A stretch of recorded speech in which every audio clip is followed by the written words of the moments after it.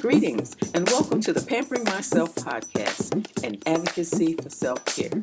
We'll laugh, we'll cry, and most importantly, we'll learn that you can't pour from an empty cup. You'll hear stories, interviews, and conversations which will empower you in living your best life. Good morning, podcast listeners, and welcome to the second episode of our healing series. Today's episode is on the power of positive thinking. What if there was such a thing as positive thinking yourself well, or thinking of yourself well? Meaning just having good thoughts would be like taking medicine, relieving anxiety, depression, and that it would also boost your immune system. Wouldn't that be exciting? Then I have some good news. Scientific studies have proven that the power of positive thinking is in fact good for the immune system. It reduces anxiety and increases positive emotions. Now I know you already know that, but look at it from this perspective in case you can't relate. Have you ever been in a happy-go-lucky mood and someone comes along with negative vibes and bring you down? They always have something negative to say, or they give a compliment and take it back in the same sentence. I know you know somebody like that, and hopefully it's not you. But that's in the reverse of a positive mood. They can put you in a negative mood simply by being in your atmosphere or changing your thought process.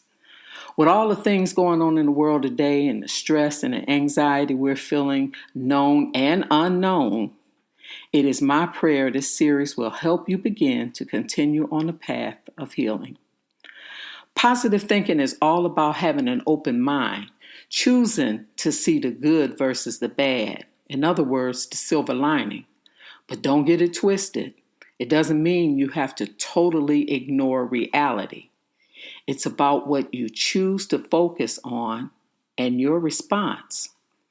Let me give you an example. I had set this goal for myself for my 50th birthday. And I've shared this in previous podcasts before. I wanted to earn my MBA. And I was a working mother, a wife, and had a very active social life. So it wasn't easy. But you ladies know we can put on that cape and get the job done because we are accustomed to multitasking. And finally, when I was at the end of the class, just one more class to go, that's all I had left to do was to write a 60-page plus research paper on what I identified as a problem and my findings. So my thesis statement was stress in the workplace and the effect on health. Now, I had an interest in this whole concept of stress that went way back when I was in a nursing program in high school. So I thought this would be a great opportunity for me to really learn in depth about this subject. And I thought it was going to be fun. But boy, was I wrong. To make a long story short, I became my own case study after the fact, proving all the theories I had learned about stress, yet I couldn't see the forest because of the trees. Now that paper became my worst nightmare, not only while I was writing it, but it haunted me for months afterwards. I couldn't even celebrate the fact that I had earned my MBA because of that paper. Just minutes after submitting it to my instructor, I found myself in the emergency room where I was admitted with chest pains. And after 2 days of testing, I'm embarrassed to say my diagnosis was stress and anxiety. Now, if you're interested, I placed a link of me telling this story in a humorous way. That is, of course, once I got myself together and got over all this craziness. But my point is, years later, while I was doing some soul searching and practicing meditation and letting go of things, I had a revelation.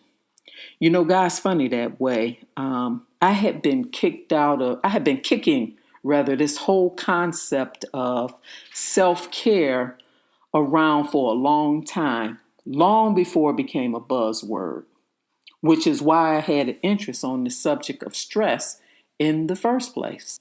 One of my longtime friends said, looking back, I was always ahead of my circle.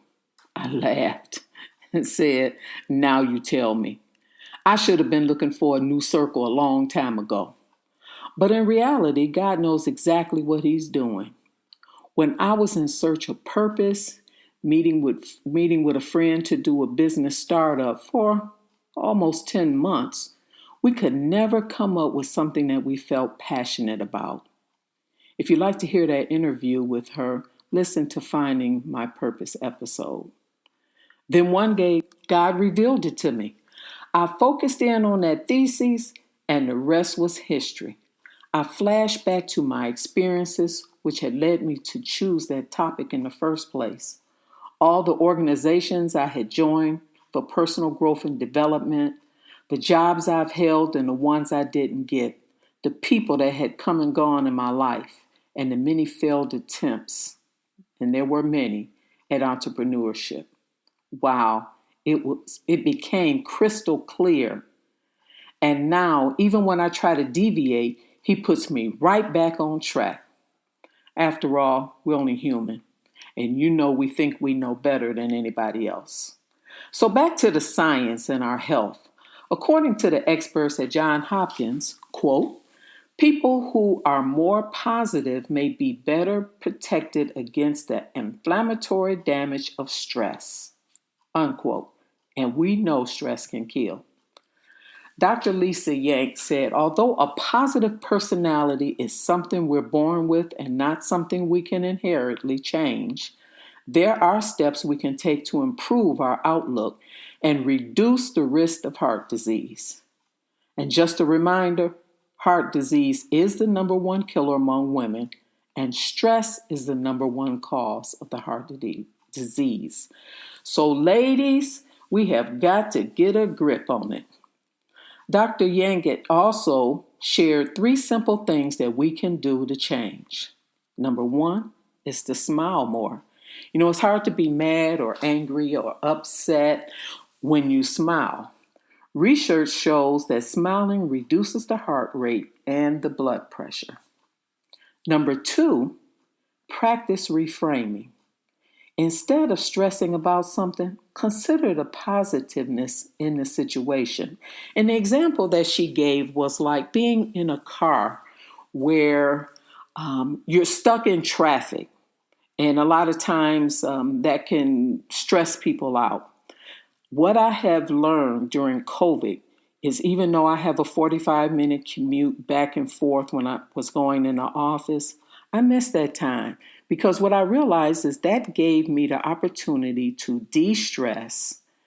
If I was riding by myself, it gave me an opportunity to get myself together, whatever negative thoughts or negative energy that I was feeling on the way home, I would be able to leave it in the car. A lot of times I would turn on a channel depending on my mood. I might turn on the Soul Town and listen to some oldies and goodies and put me in a good mood. Or I might turn on one of my spiritual channels and get some spiritual uplifting on the way home. It depends on my mood. So those are opportunities of changing your thoughts. And finally, to build resistance.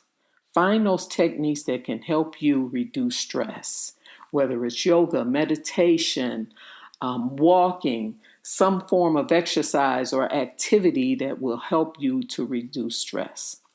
Now, I like to offer 2 other things that helped me when I was actually in the office when my stress levels would go up. I would post these little signs of positive affirmations or words of encouragement over my desk and scriptures as well. And those would help me in times that I would have to pull from for some energy or resource.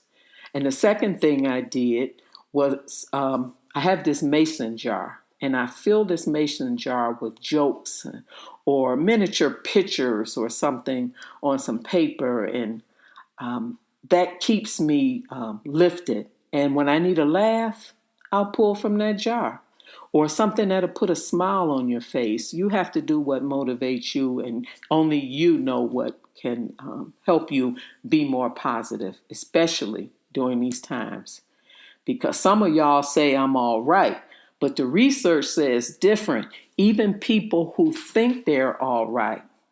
I just had a conversation with a coworker who has had some health issues over the past year and a half, and she was having a problem sleeping.